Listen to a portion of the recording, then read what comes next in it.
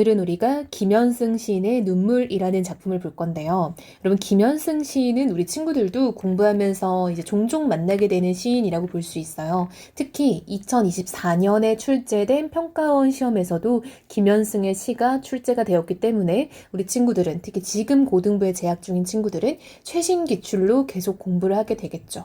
그래서 이건 뭐 교과서에서도 수록이 되어 있는 시이고요. 이 김현승의 눈물은. 그리고 또 다른 김현승 시인의 작품도 평가원 기출에 나왔기 때문에 우리 친구들이 앞으로도 유심히 보면서 공부를 해야 될 시인 중에 한 명이다 라고 공부를 하면 좋을 것 같아요. 자, 여러분, 김현승 시인은요, 가장 중요한 특징 중에 하나가 기독교적 색채가 굉장히 짙은 시인이에요. 기독교적 색채가 짙다라는 거는요, 말 그대로 시인이 이제 종교적인 가치관을 시에 많이 담는다라는 거죠. 그래서 생전에도 기독교에 이제 그 종교를 가지고 있었던 사람이고, 그러한 자신의 가치관이 작품에도 많이 녹아있기 때문에 특히 이제 교회를 다니지 않는 친구들 입장에서는 이해가 안 가는 대목들이 있을 수 있겠죠. 용어라든지 어떤 그런 사고라든지. 그래서 그런 것들을 좀 이해해 보면서 들어가는 게 이 작품을 공부할 때 가장 중요한 점이라고 볼 수 있어요. 자, 그럼 우리가 한번 내용을 볼 건데요. 제목이 눈물이죠. 자, 여러분, 우리 시의 제목은요, 그 시에서 다루고자 하는 시적인 제재를 뜻한다 라고 볼 수 있겠죠. 그럼 이 시는요, 눈물에 대한 시예요. 과연 눈물을 가지고 무슨 얘기를 할지 공부를 해봐야겠네요. 자, 여러분, 보통 우리가 눈물이라는 건요, 일반적으로 부정적으로 여기는 가치 중에 하나죠. 일반적으로 부정적. 쌤은 그거를 세모로 표시를 하고 있죠. 왜냐? 우리가 눈물이라는 건 보통 슬픔의 정서를 수반하기 때문에 보통은 우리가 일상생활에서 눈물은 부정적으로 여기기 마련이죠. 그럼 이 시인은 눈물을 가지고 무슨 얘기를 하고 싶었을지 우리가 한번 내용을 같이 공부를 해봅시다. 덜어는 옥토에 떨어지는 작은 생명이고죠. 자, 우리 쉬운 것부터 한번 들어가 볼게요. 자, 이렇게 말줄임표가 나와 있네요. 여러분, 말줄임표라는 거는 말 그대로 말을 끝맺지 않고 줄였다라는 거예요. 여러분, 말을 끝내지 않으면 여운이 형성되겠죠. 그럼 우리는 이 부분에서 고민을 하게 되는 거예요. 여운이 형성된다라는 거는 여기에 오래 머무르게 되는 거죠. 왜 이렇게 말하다 말지? 라고 고민하게 되는 거잖아요. 한마디로 여기를 주목하게 하는 효과가 있겠죠. 자, 근데 무슨 말인가만 봤더니 덜어는 뭐 종종 이런 말이겠죠. 옥토에 떨어지는 이라고 되어 있죠. 그쵸, 여러분? 이게 옥토라는 거에 우리 친구들이 정확히 이제 좀 뜻을 모를 수도 있으니까 쌤이 좀 정리를 해주자면 우리가 비옥한 토지를 옥토라고 하죠. 자, 그러면 옥토는요, 비옥한 토양, 비옥한 토지예요. 그럼 여러분, 긍정적인 의미로 쓰이고 있죠. 그쵸? 근데 이러한 옥토에 떨어지는 작은 생명이래요. 과연 뭐가요? 자, 여러분, 떨어진다라는 거는 우리가 위에서 아래로의 방향성을 가지고 있기 때문에 하강적 이미지라고 하고요. 작은 생명이 떨어졌다라는 게 무슨 말일까? 이걸 고민을 해보자면 우리가 제목이 눈물이잖아요. 눈물이 떨어진다라는 말 우리가 많이 쓰죠. 그래서 작은 생명 이꼴 눈물을 뜻하는 거구나 라고 쓸 수 있는 거예요. 근데 여러분, 눈물을 작은 생명이다 라고 표현했으니까 이거는 은유법이 되겠죠. 그럼 눈물이 원관념이고 작은 생명이 보조관념이 되겠죠. 이해됐나요? 자, 두 번째. 여기서 또 우리가 알 수 있는 게 작은 생명이 떨어졌다. 우리 여러분, 생명이 떨어지면은 죽게 되잖아요. 그래서 이게 죽음을 표현하는 거죠. 그래서 생명의 떨어짐 이꼴 죽음을 표현하는데, 여기서 우리 친구들이 배경 지식을 가져가면 이 시가 조금 더 이해가 잘 될 건데, 이 시는 시인이 아이를 잃고 나서 쓴 시예요. 자신의 자녀가 죽어가지고 이제 그 슬픔과 어떤 깨달음을 표현한 시거든요. 그럼 여기서 생명의 떨어짐은 죽음을 표현한다라고 볼 수 있겠죠. 근데 여기서 놀라운 게 있어요. 우리 친구들은 이제 교회를 안 다니면은 당연히 모르겠지만 이 부분에 덜어는 옥토에 떨어지는 이 부분 있죠. 이 부분이 성경 구절을 인용을 한 거예요. 여기 부분이. 자, 이게 우리 친구들 한번 들어는 봤을 수도 있어요. 마태복음이라는 기독교의 신약 성경의 어떤 부분이 있어요. 마태복음 13장에 보면은 덜어는 이렇게 시작을 해요. 옥토에 떨어짐에 비슷하죠? 시작이. 이어서 혹 100배, 혹 30배의 결실을 하였느니라. 이 부분을 차용한 거예요. 그러니까 한마디로 옥토에 떨어짐으로써 100배, 30배의 결실이 생겼다라는 거야. 즉 하찮은 존재임에도 이런 옥토, 기름진 땅에 떨어져서 어떤 생명을 틔우는 씨앗과 같은 존재가 되고 그 결실이 풍부했다. 이런 내용의 성경 구절이에요. 그래서 이러한 성경 구절을 차용해서 이 사람 역시 지금 내가 겪은 이 슬픈 일, 뭐가요? 아이의 죽음이 성경의 구절에서 이야기한 것처럼 어떤 30배 이상의 결실이 될 수 있다라는 어떤 인식을 표현하려고 그 성경 구절을 가져왔다라는 거를 알 수 있겠죠. 자, 그럼 무슨 얘기인지 좀 더 이어서 가볼게요. 흠도 티도 금가지 않은 나의 전체는 오직 이뿐이라 돼 있죠, 여러분. 흠도 없고요, 티도 없고요, 금도 안 갔어요. 뭘 표현하는 거야? 완전함, 온전함, 무결함 이런 걸 뜻하는 거죠. 정말 한 치의 어떤 그런 오차도 없는 이런 나의 전체는 오직 이것뿐이래요. 오직 이것은 이꼴 뭡니까? 눈물입니다. 눈물. 우리가 제목이 눈물이잖아요, 여러분. 이 눈물을 대명사로 표현을 한 거죠.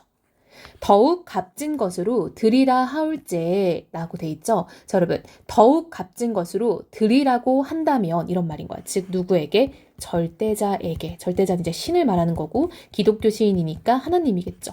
즉 절대자에게 값진 것으로 드리라고 한다면 나의 가장 나중진인 것도 오직 이것뿐이래요. 이것 이꼴 뭐다? 눈물이다라는 거죠.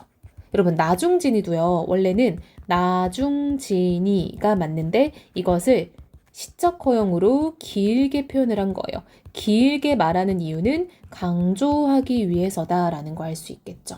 즉 여러분 여기서 지금 말을 하고 있는 건 뭐냐면 내가 가지고 있는 가장 완전한 건 눈물이고 내가 가장 마지막으로 바칠 가장 값진 것은 눈물이다라고 얘기를 하고 있죠. 근데 여러분 우리가 여기서 생각을 해보면 눈물을 왜 흘렸어요? 그쵸?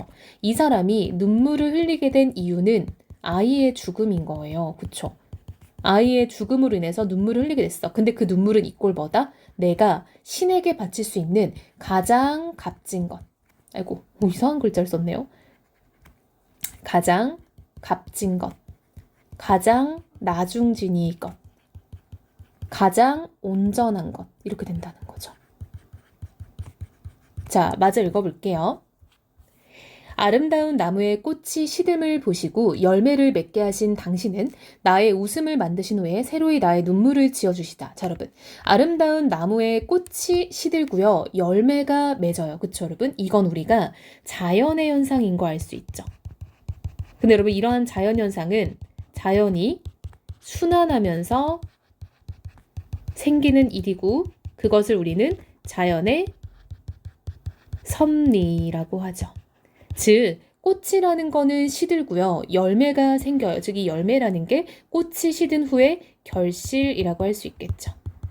그럼 이 꽃이라는 건 뭐냐? 이 꽃은 상대적으로 물론 우리가 일상생활 좋아하는 것이지만 상대적으로 일시적이고 우리 눈앞에 펼쳐지는 현상적인 것인 거죠.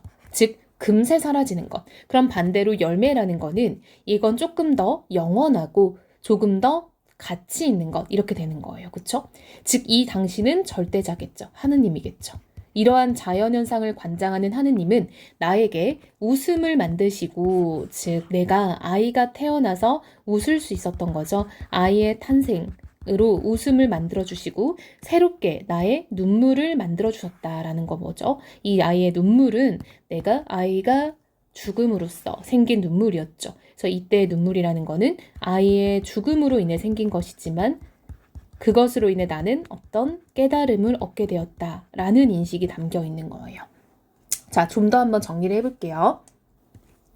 즉, 자연의 현상과 화자가 겪은 상황을 지금 대응시켜서 보자면 꽃이 피는 것처럼 아이가 태어난 것은 나에게 일시적이고 현상적인 기쁨, 삶에서 그냥 잠깐 느낄 수 있는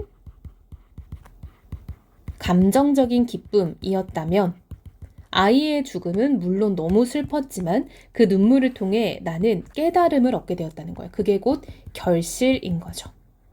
그래서 이 사람은 아이의 죽음을 통해서 어떤 새로운 깨달음, 즉 이게 어떤 이야기를 생각하면 되냐면요. 우리가 인간은 고통을 겪고 있을 때 가장 진실되고 삶의 어떤 큰 부분을 깨닫게 된다라는 인식이 있는 거예요. 그러다 보니까 이 사람은 아이의 죽음이라는 엄청 고통스러운 상황을 통해서 본인이 삶에서 가장 중요한 어떤 신이 나에게 주는 어떤 은총 이런 것들을 깨닫게 되었다라고 생각을 하는 거예요. 근데 여기서 기독교의 이제 종교가 아닌 친구들은 엥이라고 생각할 수 있어요. 그쵸? 조금은 이해하기 어려울 수 있지만, 그러니까 결국 그런 거죠. 이러한 모든 시련과 고난도 하나님이 다 나에게 깨달음을 주기 위해서 그런 것이다. 라고 이해가 되는 게 이제 그 기독교에 이제 다니는 사람들의 마음이니까요. 그래서 이 사람은 아이의 죽음을 통해서 내가 삶의 진지한 어떤 깨달음을 느꼈다라는 거를 표현하는 시예요. 자, 여러분 보면요. 예를 들면 더욱 값진 것으로 드리라 하올제 이런 것들 이런 게 약간 기도의 어조다라고 할 수 있겠죠. 그래서 우리가 기도조, 기도의 어조가 쓰인다고 볼 수 있고요. 예를 들면 여기도요. 뭐뭐 하고저, 이고저 이런 것도 요즘에 잘 안 쓰는 말투잖아요. 이런 것도 어떤 소망과 절실함이 담긴 어조다라고 얘기를 해요. 자, 여러분, 우리가 초반부에 되게 중요한 부분이 있어요. 바로 이 부분인데요. 작은 생명, 이 부분 있죠? 여기서 조금 더 얘기할 게 있는데, 얘는 눈물이라는 원관념을 작은 생명이다라고 보조관념으로 바꿨어요. 그쵸? 내가 원래 표현하고자 했던 건 눈물인데요. 그것을 생명에 빗대어 표현을 하는 거예요. 즉, 이 꼴, 얘는요, 오히려 구체적인 눈물을 추상적인 생명으로 바꿔서 표현을 한 거죠. 그래서 이거는 오히려 구체적인 것을 추상화하여 표현했다라고 체크를 해야 돼요. 우리가 흔히 문학작품 공부할 때 추상적 관념의 구체화 있잖아요. 얘는 오히려 반대입니다. 구체적인 사물을 추상적으로 표현했다. 이렇게 되는 거예요. 그래서 이 부분도 우리 친구들이 잘 기억을 하면 좋을 것 같아요. 그럼 여러분 이 시는요. 정리 한번 해볼게요. 이 시는 주제를 정리하자면 아이의 죽음이라는 슬픔을 기독교라는 종교적인 의미로 한 차원 높은 단계로 승화시킨 것이다 라고 봐야겠죠. 자, 여러분 보면은 존댓말, 경어체를 사용하고 있고요. 뭔가 경건한 어떤 분위기 이런 것들도 만들고 있죠. 그리고 자연현상, 아까 꽃과 열매 있었죠. 자연현상을 통해서 깨달은 바를 전달하고 있다. 이런 것도 가능하겠죠. 자, 여러분 성격도 당연히 종교적이고 뭔가 소망하고 있으니까 기원적이다. 이런 것도 당연히 들어갈 수 있고요. 그리고 약간 자신의 삶에 대해서 성찰하고 이러한 것을 표현한다는 점에서 관조적이다라는 것도 들어갈 수 있겠죠.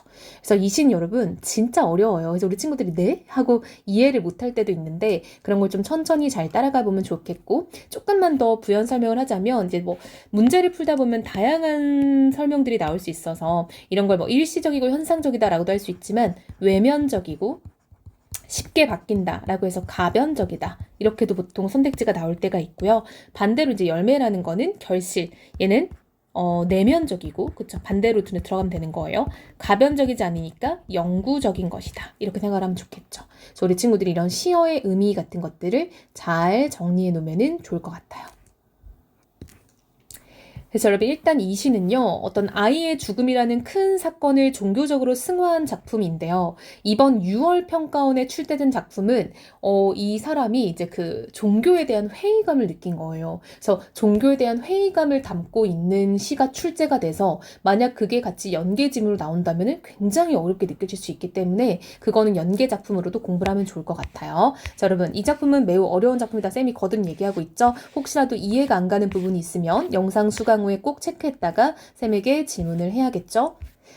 뭐 또 우리가 연계 지문을 조금만 더 짚어본다면 우리가 가족의 죽음을 다루는 작품들이 굉장히 많아요. 그래서 박모걸의 하관이라든지 정지용의 유리창, 그 다음에 월명사의 제막매가, 김광균의 은수저, 이런 것들은 가족의 죽음, 특히 유리창과 은수저는 자녀의 죽음이라는 점에서 굉장히 비슷해요. 뭐 이거 말고도 뭐 사랑하는 사람의 사별을 다룬 작품은 뭐 초혼 이런 것도 있다. 그 다음에 서정주의 귀촉도. 그래서 이 정도는 연계지문으로 나올 수 있기 때문에 문제 풀다가 굉장히 많이 만나게 될 거예요. 잘 정리하면 좋을 것 같습니다.